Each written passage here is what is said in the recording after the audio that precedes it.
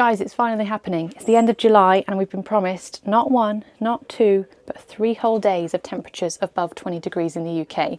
I think we can finally say that summer has landed and we'll probably be leaving after these 3 days. What better days to get on with some projects in our much neglected garden. But first, before it gets too hot, we need to take the dog out. And while we're doing that, we're going to do some foraging for a bit of a project we're going to do.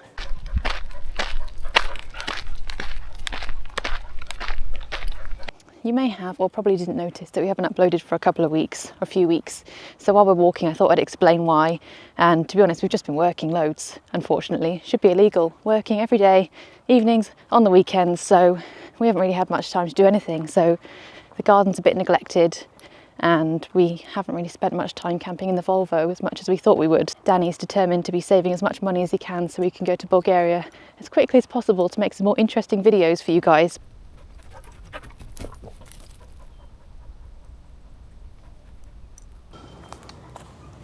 This will do. Let's find one more. Maybe this will do.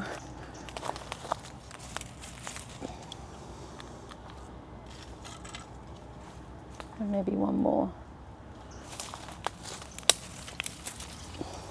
Perfect. Let's go, Ada. Before you find out what I'm going to be doing with these, we've got a couple more bits to do. Before it gets too hot, I'm going to feed all the plants and also feed myself because I am starving.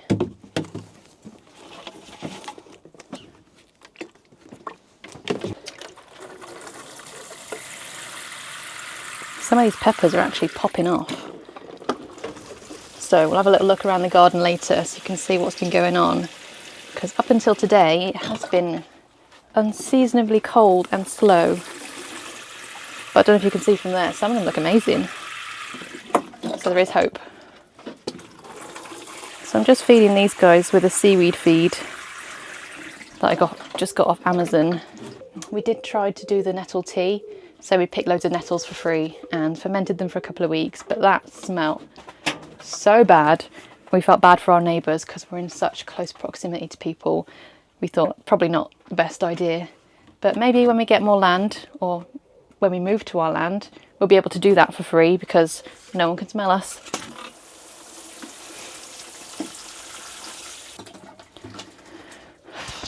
I'd be so much quicker if I had more than a 5-litre watering can.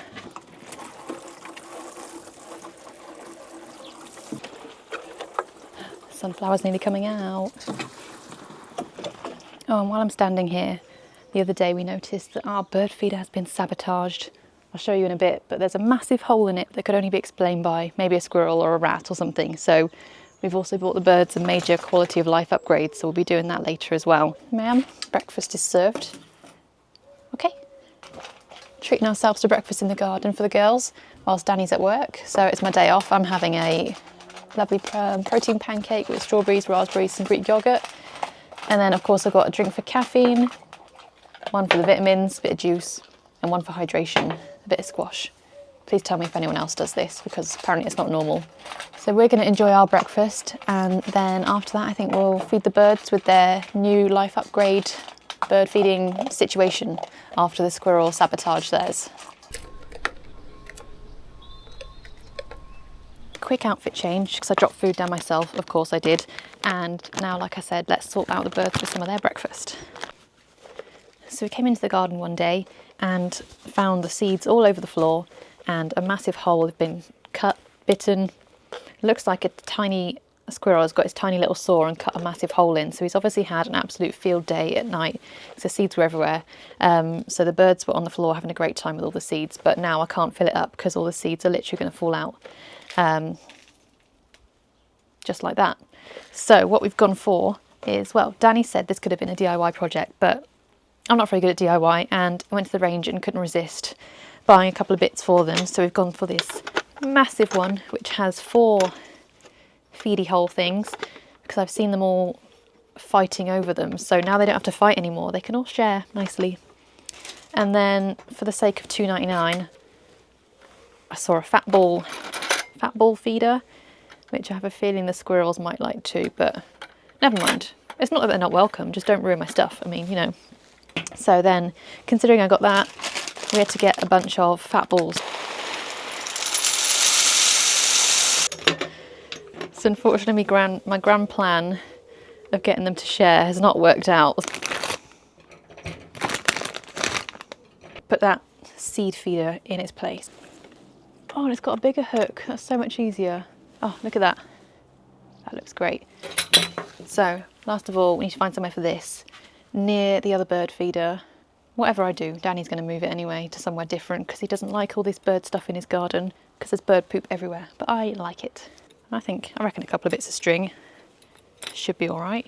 If not, we'll think of a plan B. But this will do for now. A cucumber. Loving the warm weather. Things are actually growing now. And I get to wear my new shirt.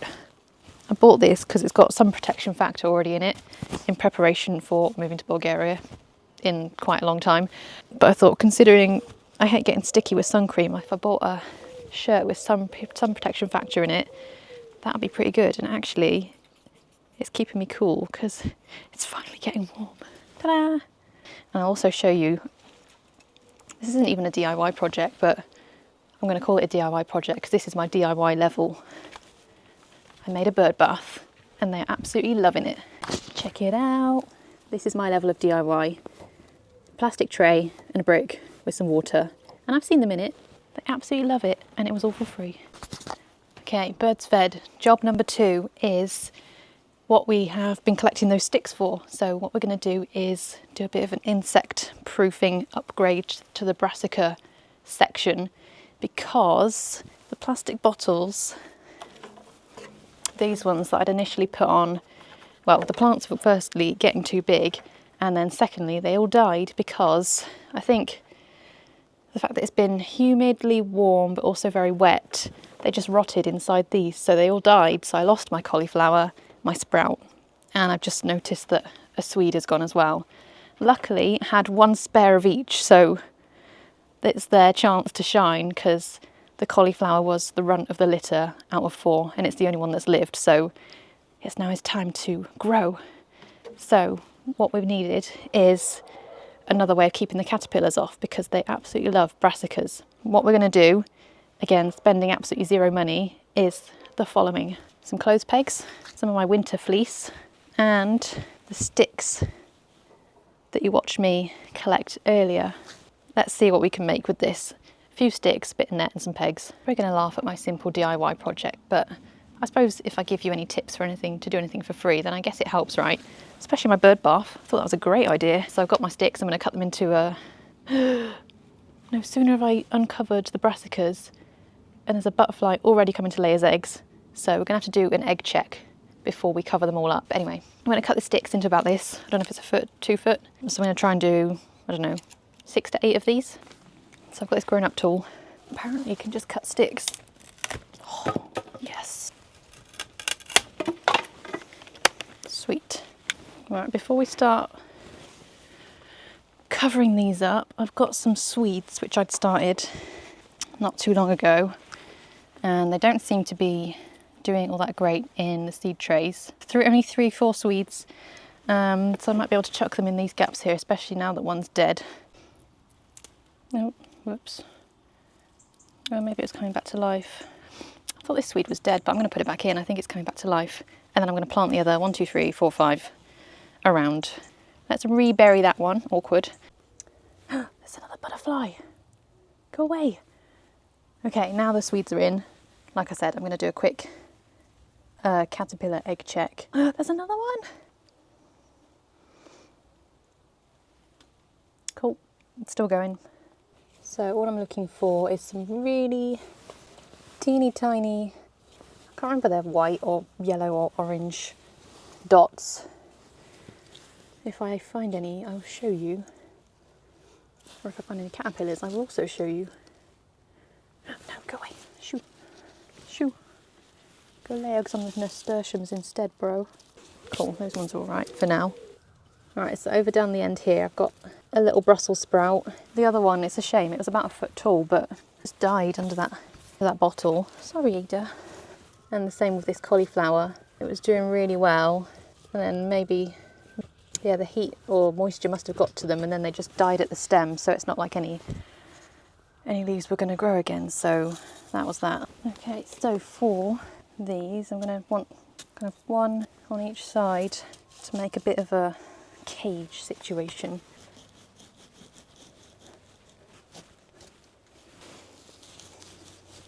This is probably the lowest budget DIY project you will ever see. Hello. Let's see, I've run out of sticks now. What do I do? Let's see if this really skinny one will be good enough. Okay, so now we've got to try and just drape the fleece over it, making sure everything's covered. So before I put the net on, the last thing I'm going to do is, got these yogurt pots and plastic cups that we planted things in at the start of the year. They're just perfect for chucking over the top to make sure that the net doesn't get damaged from any sticks. Tell you what, I spend my whole day making sure that the dog stays cool, she's walked early, she doesn't get too hot, and look where she sat, right in the sun. This is where the pegs come in. I'm going to get two bits together and kind of drape them over the top.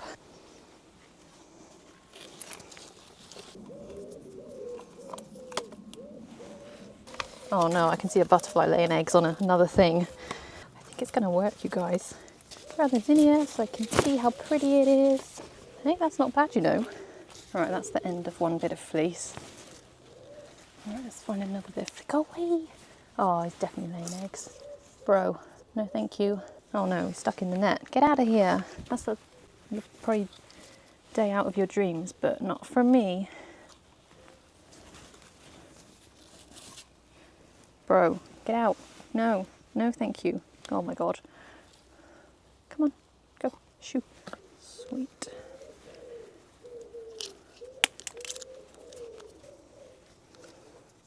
And the last thing I'm going to do here is just peg this to the pea trellis, which has been a very handy addition to growing peas and using it as a support for other stuff. Oh, it's a tomato. I need to peg that up. Dun dun dun. Get a couple of bits of wood to hold that down. Basically using all the pegs in my house just so we get to eat one swede and maybe a cauliflower. I'm going to peg that one down there. Right, considering I'm not very handy, not very creative, I'm well proud of that. Oh bloody hell, there's a big hole here. Oh no. It was going so well. Oh, look at this lovely flower, isn't it nice? Considering I've waited 85 years for them to grow. Let's have a closer look at what we've got and I'll tell you what I'm growing. So I guess just to recap, we've got some sticks from nature, not from the shop, and then some old yogurt pots on the top of the sticks, and then some old net which I've just draped over the top and used a bunch of clothes pegs and other sticks to fill any of the gaps I've got. So down this end I've got kohlrabi, there's my swedes, and then I already spoke to you about my sprout and my cauliflower which died a tragic death, and I've replaced them again, so that's why they're so small. Otherwise I think they would be a bit bigger, but it's all good. Yeah, I'm well chuffed with that. Wait till Danny sees it, he's going to laugh. Okay, for the next job, I was going to do a bit of pruning and a bit of weeding in the greenhouse because it's looking like an absolute jungle in there. I don't know why I've left it till 11 AM in the morning because I'm already sweating and it's going to be hot in there. All right, so we've just re-sun creamed and rehydrated and tied my hair up. I've no idea how people live in hot countries wear their hair down. I literally cannot stand it. So let's see the temperature. Oh, 34. That's not as bad as I thought it would be. So my plan in here, what was my plan in here? We've got lots of things that need pulling out and weeding. We've had volunteer random weeds and tomatoes which need to go. Some of the tomatoes definitely need a bit of pruning, and I can see some that we could potentially be picking as well. Okay, so I got too excited. The first thing we're going to do is harvest everything we can find in here. So I thought I'd show you ones we've had. This is probably 3 days worth of harvest and they look so good. And we were most excited about these ones, the marmande. These aren't the biggest ones that we've got, but they are definitely looking like they're going to be amazing. Maybe another day and they'll be perfect. Some of the cherries are looking absolutely lovely and some not so lovely, but we'll get into that and the reason for that, or the reason we think that is, in a minute. And so let's see if we can find any more. So you can see here we've got some lovely marmands which aren't quite ready yet. Oh, hello spider. These ones I'm going to leave for a little bit longer because they've still got green on them, but maybe when they're fully orangey we'll pick those and chuck them inside for ripening. If anyone watched in, I think it was like March, April time, maybe March, These tomato plants were the ones that were literally dying. We were going to compost them because we think we got rubbish compost and we'd overwatered them. So they literally were wilting, they had one leaf left on them, and we thought, well, let's plant some and see if they come back to life. Look at that. They did.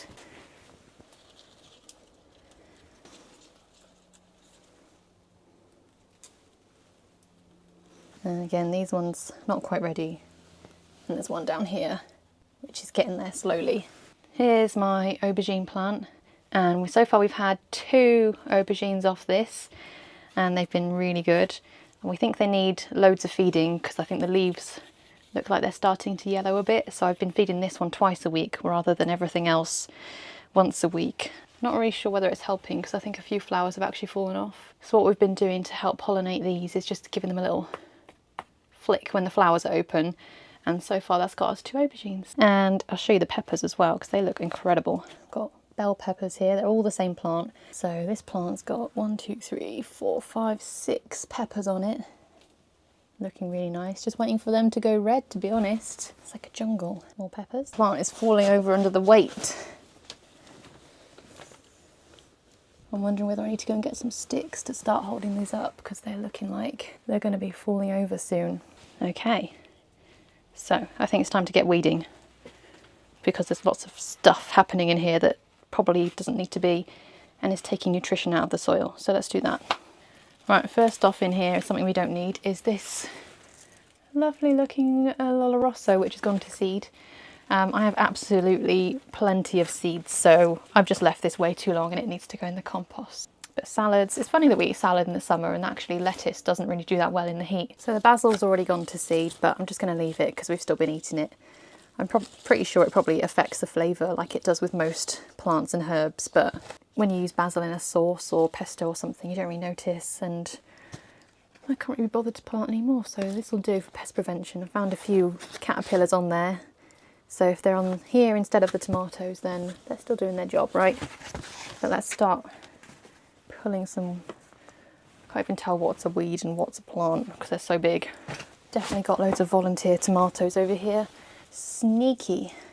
Is this a problem in every garden where you have tomatoes popping up literally everywhere? Is that another one? 2, 3, 4. And then I've got some random little weed here, which to me looks like a broccoli or a cauliflower leaf. So I'm going to leave that and see what on earth it is. It could just be a weed, and if so, we'll put it up. But to me, it looks broccoli-ish. Oh, there's another tomato. How did I not see you?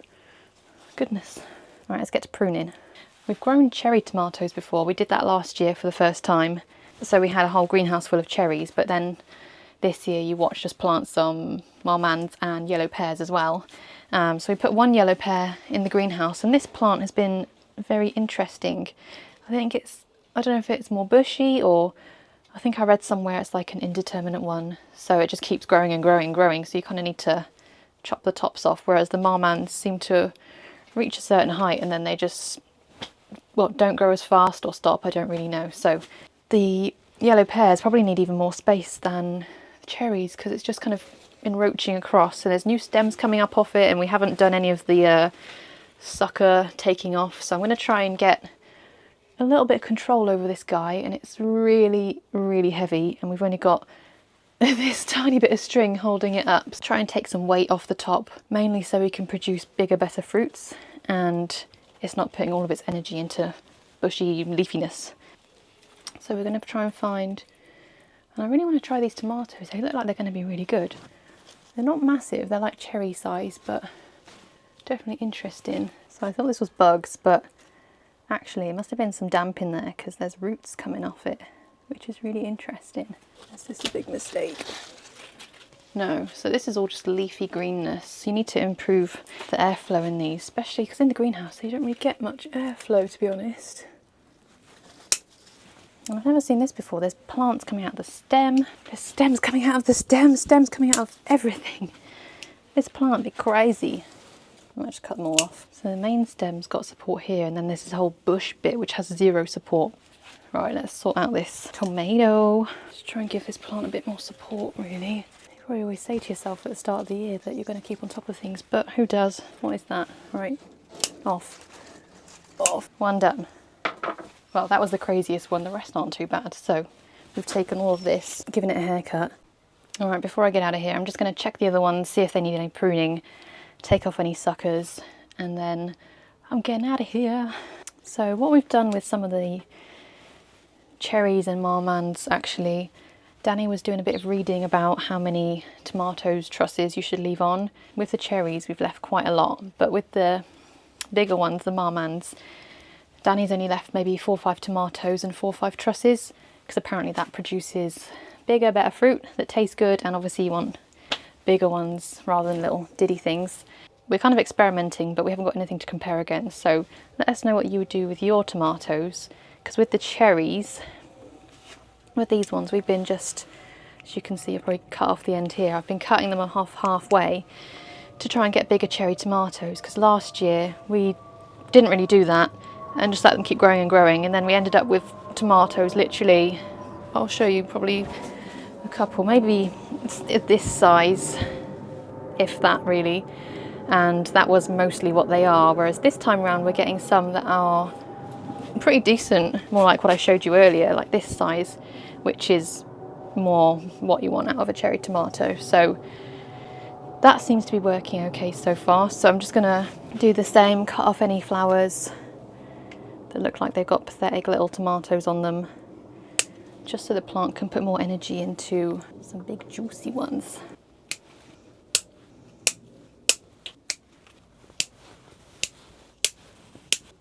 Oh, that'll do.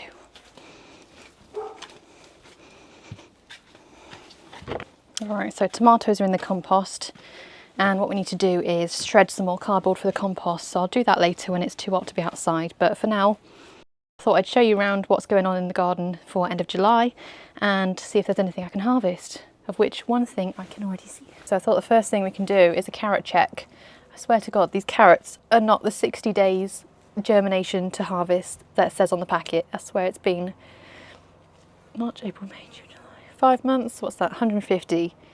And so let's see what's going on now and if they're at all ready, because we're getting a lot of green but not a lot of orange. Let's see what we've got.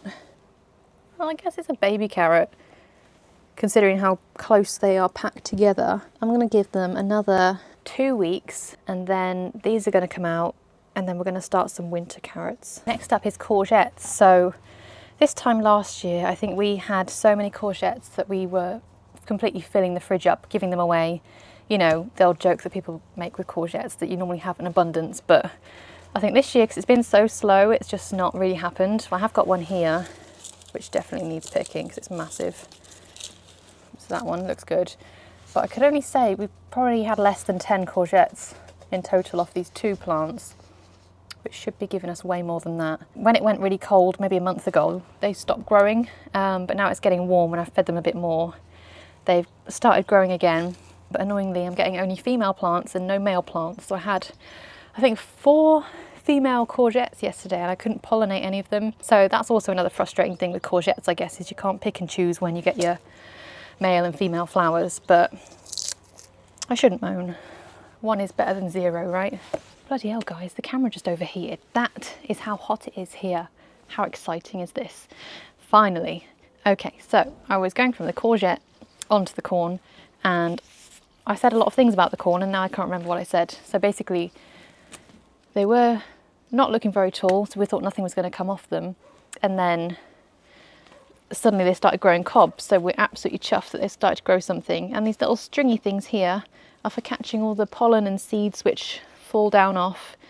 And that's how corn get pollinated. So what we've been doing is shaking them, the wind helps, and then we've been taking some of the seeds and kind of rubbing it into there just to make sure it gets fully pollinated. And then someone very nice in a comment in a previous video said about knowing when they're ready, because we messed that up last time.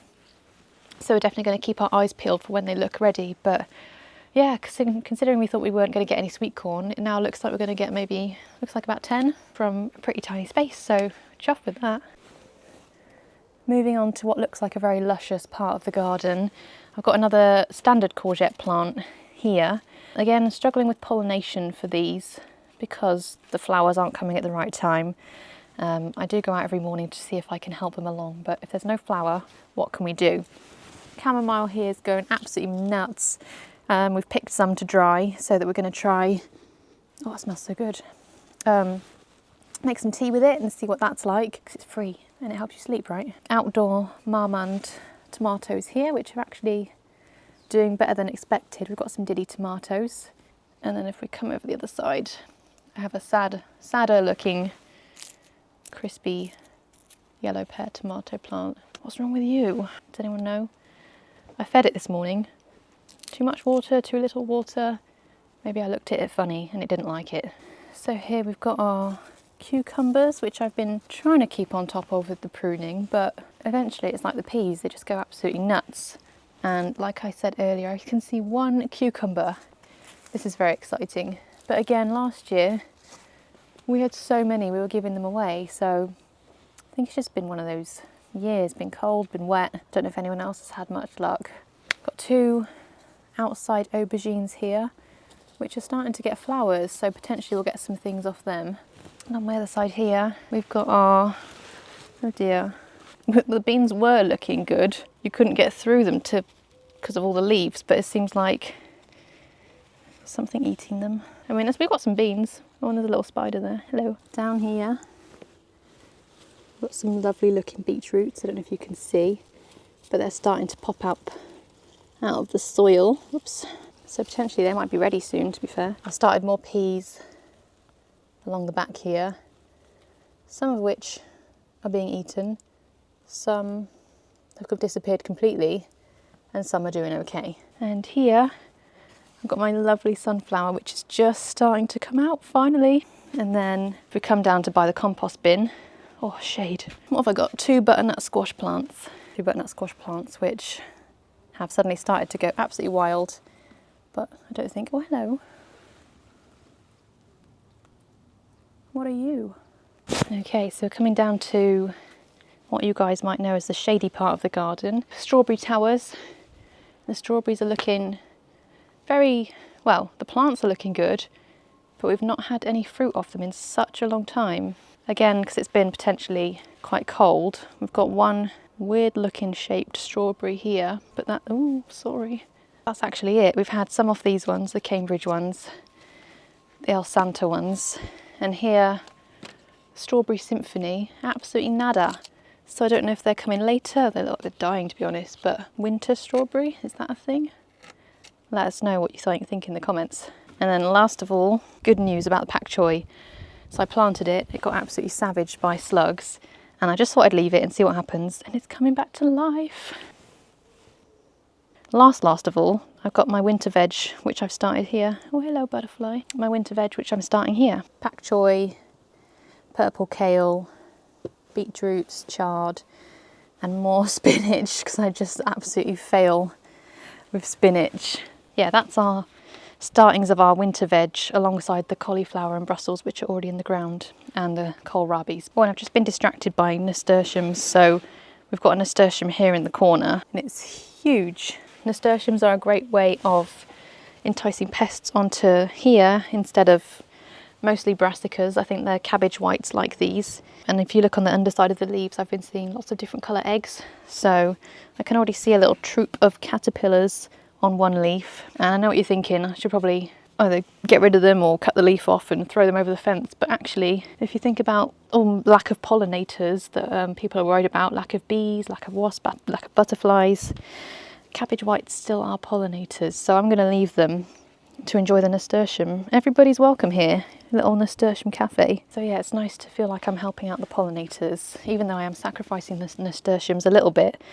I feel like this plant is big enough that it can handle it. So I think that's pretty much it for what's going on in the garden in July, and I'm sure I've got plenty more jobs that I could be getting on with, but I think I've had enough for today. It's time to chill and enjoy the sunshine on my day off. So we're going to go inside, work out, have some lunch, and then probably spend a bit of time inside because it's getting probably too hot for Ada to be outside because she follows me everywhere. So for her to be inside, I think I need to go inside too. So yeah, let us know what you're growing in your garden and how things are going for your July, and we'll see you next time.